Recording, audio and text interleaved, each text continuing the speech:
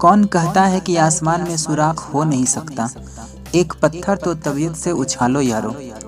नमस्कार दोस्तों, स्वागत है आप सभी का एक बार फिर से मेरे YouTube channel Trisha motivational studio में।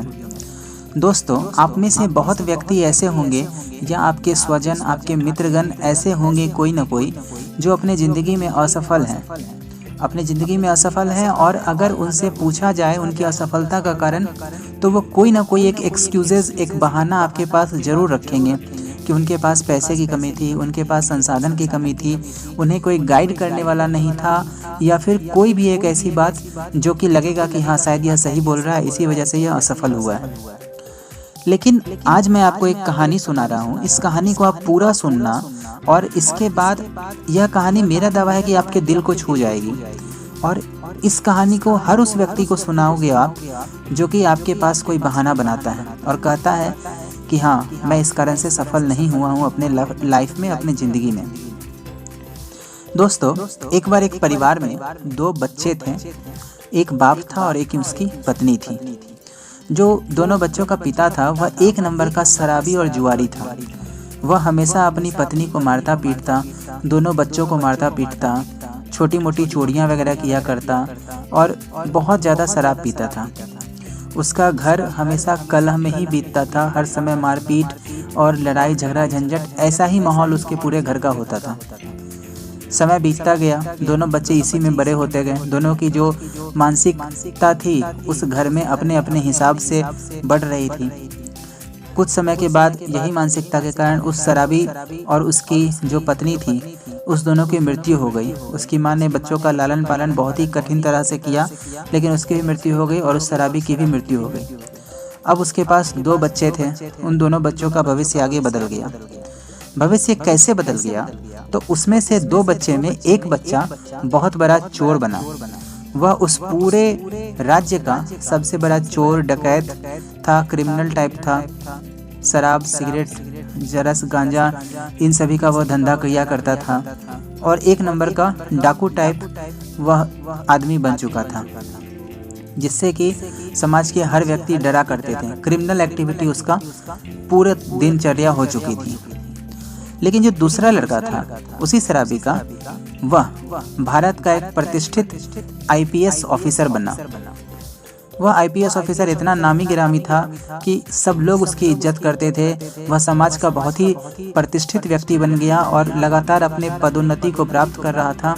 वह हमेशा बुराई से लड़ता, कभी किसी को गलत काम नहीं करने देता, सबकी देखभाल करता, अपने पत्नी, अपने बच्चों का बहुत केयर करता और समाज में सबकी इज्जत करता। छोटे छोटे बच्चों को, छोटे छोटे व्यक्ति जो उससे पोस्ट में जूनियर थे, उनका भी वह बहुत ही आदर सत्कार करता था। एक बार मीडिया दोनों भाई के पास जाने का विचार किया, क्योंकि दोनों भाई एकदम अपोजिट दिशा में थे। जब पहले भाई के पास मीडिया पहुंची तो उससे पूछा कि आप इस तरह से चोर डकैत बन गए और समाज में इतना ज़्यादा आप बुराई कर रहे हो, इसका वजह क्या है? तो उसने शराब का एक पेग लगा करके मीडिया वाले स्टाफ को बोला, भाई इसमें मेरी कोई गलती नहीं है। मेरा बाप एक नंबर का शराबी और जुआरी था। उसने हमेशा मुझे, मेरे भाई को और मेरी माँ को हमेशा मारा है, पीटा है, हमेशा गाली गलौज किया है। मैं हमेशा से इसी माहौल में रहा हूँ और यही कारण है कि मैंने यही सीखा और मैं यही बन गया। मुझे चरस, गांजे की आदत बचपन से ही हो गई थी। सिगरेट, शराब पीना मैं बचपन से ही शुरू कर दिया था और इसी में मेरा दिल लग गया और आज मैं यह सब काम करने में बहुत ही एक्सपर्ट बन गया हूँ। तो यही मेरा काम है, इसी में मैं आगे बढ़ूंगा और यही मैं करूंगा, चाहे वो क्रिमिनल बनूं या फिर अच्छा इंसान आप लोग समझो, मैं तो यही करूंगा। फिर अगले दिन वही मीडिया का कर्मचारी दूसरे व्यक्ति के पास गया जो कि एक आईपीएस ऑफिसर था, बहुत ही अच्छे पोस्ट पर था, समाज में जिसका बहुत ही रुतबा था, बहुत इज्जत थी और वह सब लोगों का, सबका इज्जत किया करता था। जब मीडिया का स्टाफ उसके पास पहुंचा तो उससे भी यही प्रश्न पूछा कि सर आप मुझे एक बात बताइए, आपके भाई जो हैं वह एक नंबर के चोर डकैत बन चुके हैं, इतने सारे क्रिमिनल एक्टिविटी में उनका नाम आता है, सब कोई जानता है कि वह शहर में बहुत ही बदनाम शख्स हैं, लेकिन आप ऐसा कैसे बन गए? दोनों भाइयों में इतना अंतर क्यों? आपकी सफलता का राज क्या है? ध्यान से सुनना दोस्तों कि उस भाई ने, उस लड़के ने क्या कहा।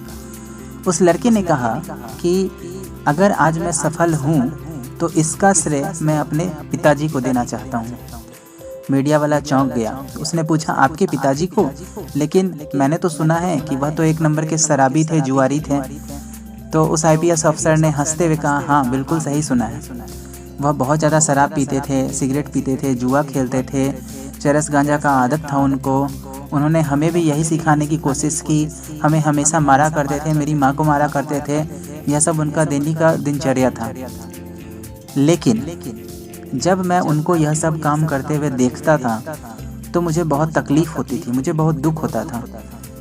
मैंने सोच लिया कि आज जो इस वातावरण में, जो इस माहौल में, जो इस नकारात्मकता वाले जीवन में मैं जी रहा हूँ, और यह चीज़ जो आज हम दोनों भाई को हो रहा है, कष्ट हो रहा है, मेरी माँ को कष्ट हो रहा है, वैसा भविष्य मैं अपने बच्चों को नहीं दूंगा, अपने आने वाले पीढ़ी को नहीं दूंगा। और यही सोचकर मैंने अपनी दिशा को बदल दिया और पढ़ाई लिखाई करने में, अपने आप को बनाने में, अपना परिवार बनाने में, अपना फ्यूचर बनाने में मैंने अपने आप को ही बदल दिया। और यही कारण है कि मेरे पिताजी की गलतियों की वजह से मुझे इतनी शिक्षा मिली कि मैं इतने अच्छे दिशा में आगे बढ़ गया। यही वजह है मेरे सफल होने की कि मुझे नेगेटिव नहीं बनना था, मुझे पॉजिटिव रास्ते पे आगे बढ़ना था। दोस्तों, यह कहानी कितनी अच्छी सीख देती है। आप ध्यान से सोचो कि दोनों भाई एक ही माहौल में रहें, लेकिन एक ने उसका नकारात्मक पहलू स्वीकार किया और दूसरे भाई ने उसका सकारात्मक पहलू स्वीकार किया। आपके पास भी हमेशा दो रास्ते होते हैं, दो मौके होते हैं। आपके पास अगर कमी है तो आप यह सोच लो कि अगर यह कमी आप बता रहे हो कि मेरे पास है, तो कल होकर के जो आपका भविष्य होगा, आपकी जो पीढ़ी होगी, वह भी अपने आप में कोई ना कोई बहाना बनाएंगे ही बनाएंगे कि यह वजह था, इसकी कमी थी, उसकी कमी थी। भाइयों, बहाना मत बनाओ। कमी होती है, उस कमी को दूर करो। आपके पास भी भगवान ने 2 हाथ दिए हैं, 2 पैर दिए हैं, 2 आँख दिए हैं, 1 मुंह, 1 नाक, सब कुछ दिया है।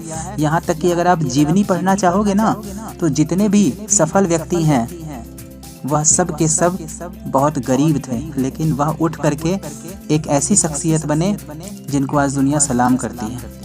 आपको भी दुनिया सलाम करेगी अगर आप अपनी कमजोरी को अपनी ताकत बना लोगे। मेरी इस कहानी को कहने का मकसद बस यही है कि अपनी कमजोरी को आप अपनी ताकत बनाओ और दुनिया को अपने कदमों में झुकाओ। मेरी प्रार्थनाएं आप सभी के साथ हैं, जो भी मेरे वीडियो सुनते हैं। मैं हर किसी के लिए प्रार्थना करता हूं कि उनका भविष्य उज्जवल हो, और उनका भविष्य उज्जवल होगा। मेरी कहानी अगर आपको अच्छी लगी और मेरे वीडियोस आपको पसंद आ रहे हैं फ्रेंड्स, तो कृपया कर मेरे चैनल को सब्सक्राइब जरूर करना, मुझे सपोर्ट करना, कमेंट करके मुझे बताना कि आप लोग को कैसा लग रहा है, और अपने दोस्तों के साथ भी मेरे वीडियोस को शेयर करना। धन्यवाद फ्रेंड्स।